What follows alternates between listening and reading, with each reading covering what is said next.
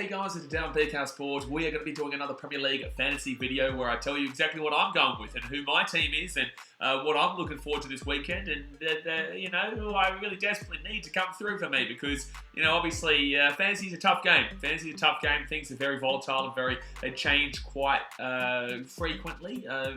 You get the good players and then they'll blank every couple of weeks and you'll be like, oh, should I get rid of this guy? And it's like, no, you probably shouldn't, especially in regards to a few things we're going to talk about today. I know a lot of people are getting rid of that Liverpool defense, which is something that you just probably should be doing. Also, Man City's not going to concede 3 every week, man. That Newcastle side was very fast, very pacey, and really did City dirty in that game. It was exciting. Obviously, we streamed it. We stream all the games from this channel, and it was a great game. But you're not going to be seeing City concede that much, especially 3 goals, which obviously screws off all the fantasy points for the defenders. So these videos that I put out there, it's just kind of for me to show you who I'm backing in, who I'm believing in, and to give you a good viewpoint of where my fantasy team is at. And then you can use, if you want to have a question, put it in the comment section below. We've got a Premier League tipping video, predictions video coming out tomorrow for you guys. We're going to be predicting all the games for this weekend. Today, guys, we've actually got to go through game weeks 4 and 5 here because there is the midweek games next week.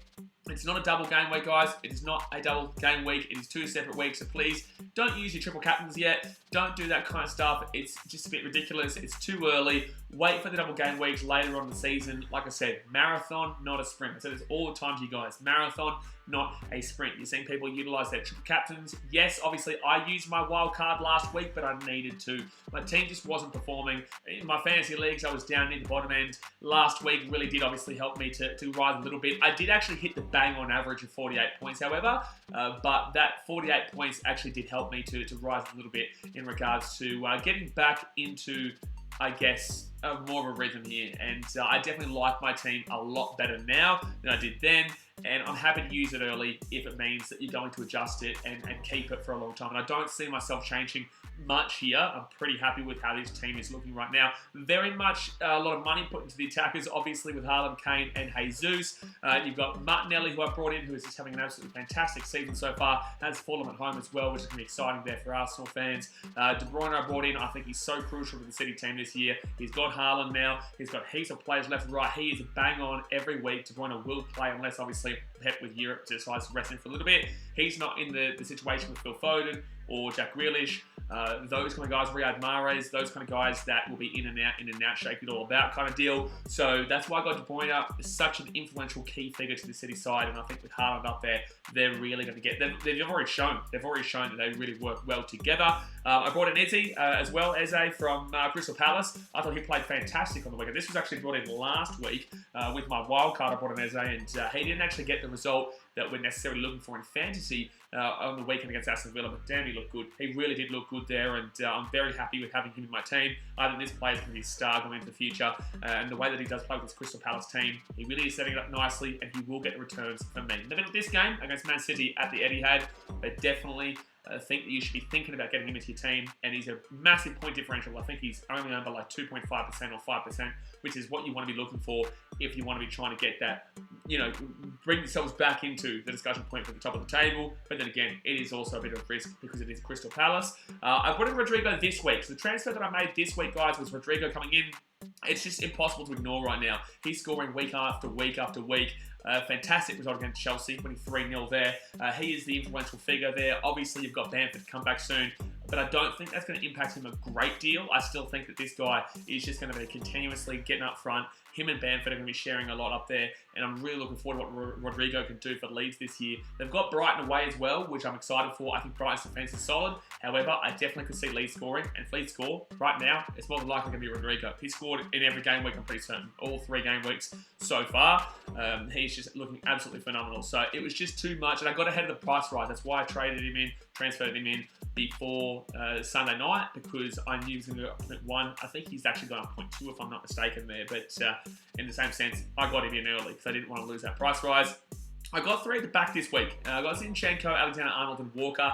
Pretty safe picks there. Walker had an absolute horrid time against Newcastle, absolutely horrid, but it really did come down to him being left weak by that midfield and Bernardo not tracking back, which is obviously not what he necessarily does.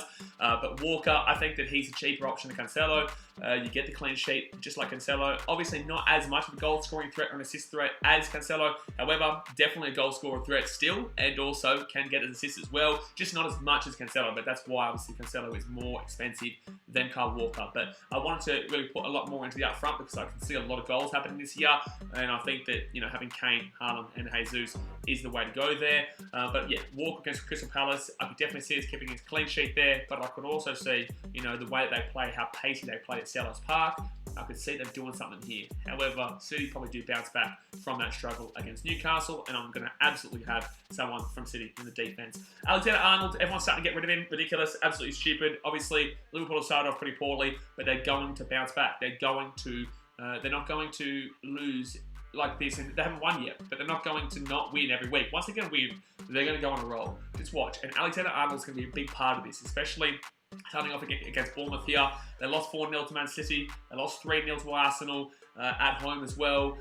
Yes, I think they beat Aston Villa in week 1, but in the same sense, Bournemouth are not good. They're going to get relegated this year for me. I cannot see them staying up. So Alexander-Arnold, they really should get a clean sheet here. If Liverpool do not beat Bournemouth at Anfield, alarm bells will ring at Liverpool, and I'll start to really question myself about Alexander-Arnold, because they should be winning this 3, 4, 5, 6-0 kind of deal. Yes, that's what they should be doing. Yes, they lost to United 2-1. I just don't think... I think that was more about United making a point that they're not going to get relegated and not shithouse, even though they never were. But the point of the matter is, I think that was more of a point they got up for the derby, and also at Old Trafford.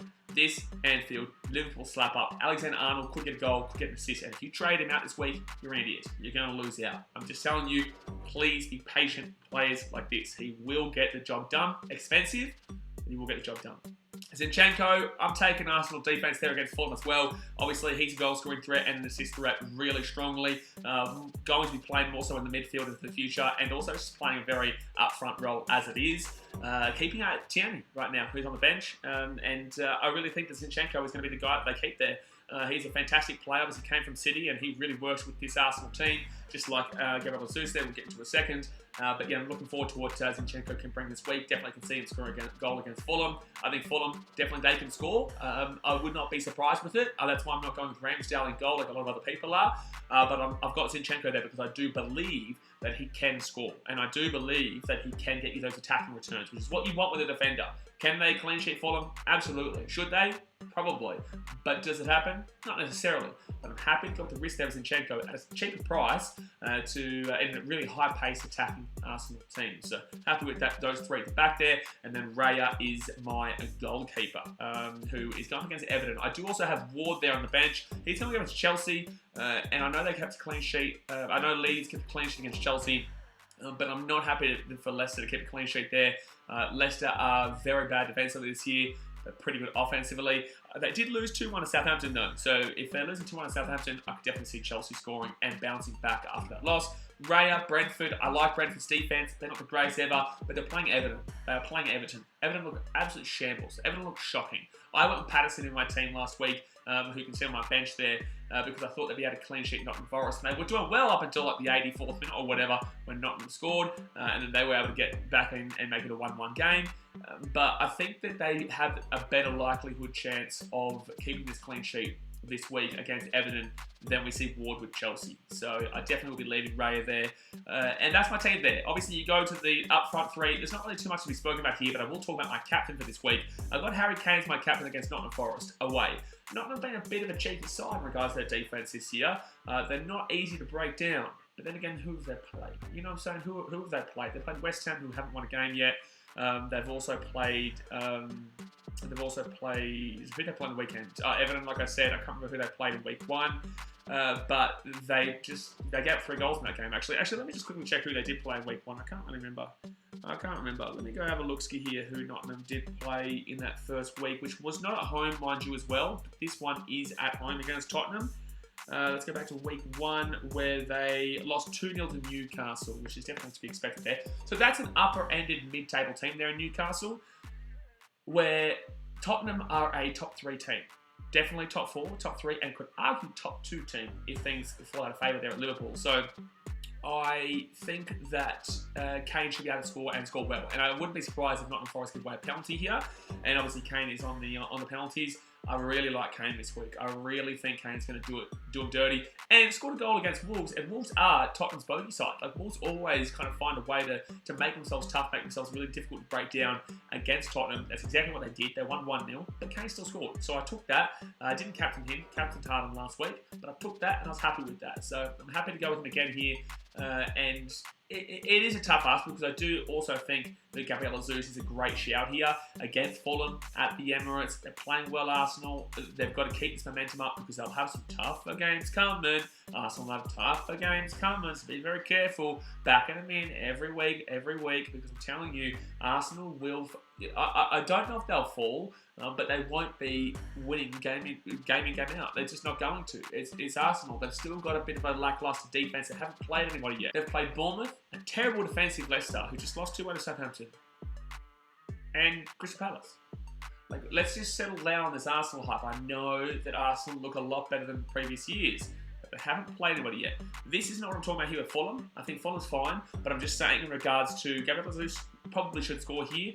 Definitely could see him scoring here, but I'm happy to go with Kane against a newly promoted side of Nottingham Forest, who don't have necessarily the recent experience as Fulham may have, and also Fulham do look a little bit better there, but defensively, it probably is a shout to go Gabriel Jesus actually. Fulham's defense is actually probably worse than not. No, I'm going to say, I'm not going to change my mind. I'm going to Kane there, but yeah, I think that was just me going off on a topic about a bit of a rant about Arsenal in general. So yeah, either those two guys, I'm pretty happy to captain. I'm going to lean with Kane. And then I've got Erling Haaland, obviously, against Crystal Palace. Definitely could see him scoring there at the Etihad. Scored a goal against Newcastle. Looked pretty good, looked fine. Obviously should have more goals to his name this year. He should have actually had another goal in that game on the weekend. But again, Phil Foden didn't pass on the ball. Back in week 2, I think it was. Foden didn't pass the ball. It might have been week 3. No, it was week 2, because obviously we're in week 4 now. That was week 3 last time out. Week 2, Phil Foden should have passed the ball, should have got a goal there. So he's actually been unlucky in regards to the distribution department from the midfield to get the ball to him. I think he's looked nice. I think he's looking very good. I think if you don't have him in your team, you're going to regret that. And yeah, he's a massive part about City going into a pretty decent stretch actually. I know that everyone is a lot easier for City because of how good they are. But they have a pretty good stretch in regards to weak defenses coming up, so I could definitely see Haaland getting some really nice scores to his name. So definitely captain him in future weeks. Now, guys, just briefly, obviously, game week 5 coming up there. We do need to kind of briefly discuss this as well.